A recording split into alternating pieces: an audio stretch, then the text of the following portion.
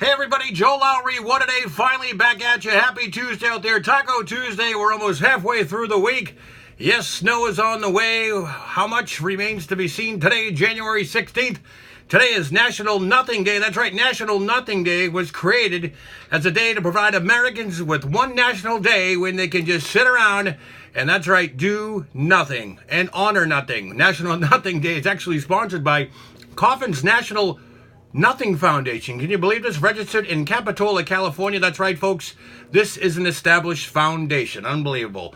Well, moving on to sports now. Bruins lost in overtime last night to the Dallas Stars in overtime with a score of 3-2. They look to get back in the win column tomorrow night as they host the Habs of Montreal at the Garden. Face off at 7:05. And meanwhile, the Celtics, well, they've already tipped off against the Pelicans. They just tipped off roughly 20 minutes ago at 7:30. Now, moving on to the Patriots. While they are playing their seventh straight AFC Championship this Sunday against the Jacksonville Jaguars, what would a postseason run be without some type of distraction, right? Last year was the Brady Redemption Tour, and this year looks like it's shaping up to be the Swan Song Tour. That's right, number of media outlets reporting that offensive coordinator Josh McDaniels will be announced as the new head coach of the Indianapolis Colts when the season ends for the Patriots. This is what's somewhat shocking, as most people, including myself, thought he was the heir apparent to Bill Belichick. And now the latest out of the NFL is that defensive coordinator Matt Patricia is set to take over the head coaching duties of the Detroit Lions. That's right, folks. So far, I don't know what to tell you. The last time this happened with the two major coaches, to me, what I remember was Romeo Crennel, Charlie Weiss, both the offensive and defensive coordinators. They left. And by the way, the Patriots did win their third Super Bowl that year when this happened. So keep your fingers crossed on there.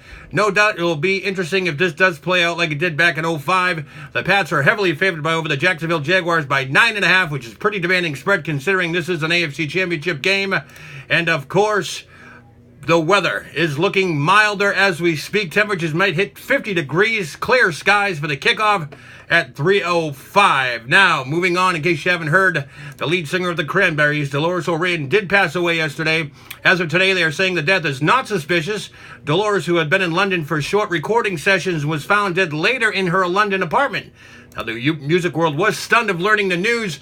The Cranberries crashed the music scene in the 90s with hit songs like Zombie, Dreams, and Linger.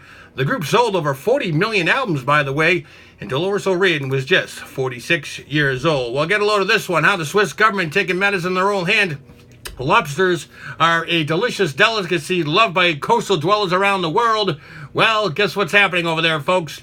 The Swiss government has banned the common culinary practice of throwing these crustaceans in the boiling water while they're still alive. That's right. The move is a response to studies that suggest lobsters are sentient with advanced nervous systems, that they do feel pain. Now, from March 2018, lobsters being prepared in Switzerland will need to be knocked out before they're put to death or killed instantly. They'll also get their protections, of course, from while in transit. The new edit comes in the wake of a recent Italian law that decreed lobsters can be kept on ice in restaurant kitchens. Well, I guess we can chalk one up here for Larry the Lobster. Now, get a little of this one, folks. On Sunday, in a town called En Safir, it's a desert town in Algeria known as the Gateway to the Sahara, which is considered the hottest place in the world. Well, for the first time in nearly 40 years, they got some snow. Can you believe this, folks? 15 inches of snow fell in some parts of Ansafera. Officially, some places had one more than an inch. Either or, 40 inches did fall in total. Either way, snow in the hottest area of the world is a sign of something, don't you think, folks?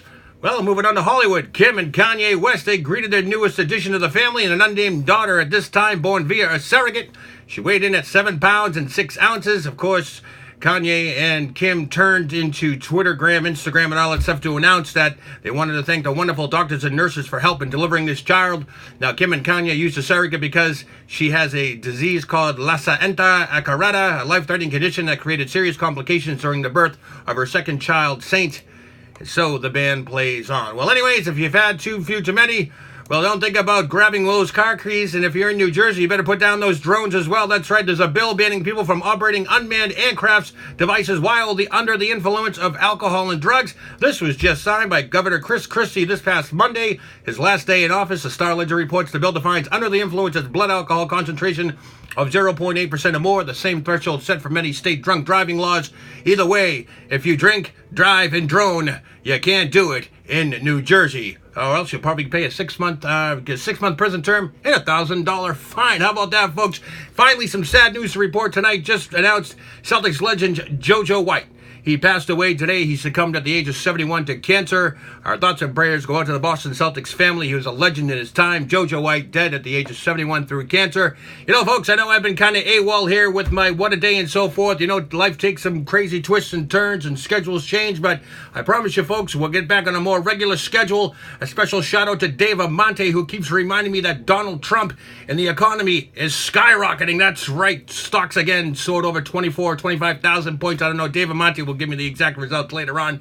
But either way, thank you, sir. And you know, happy Tuesday to everybody out there. Tomorrow is, of course, Wednesday. I like to call it the week's middle finger. It's hump day. So everyone enjoy their Taco Tuesday night. I think I'm having pork chops either way. It's Taco Tuesday. I'm Joe Lowry. What a day.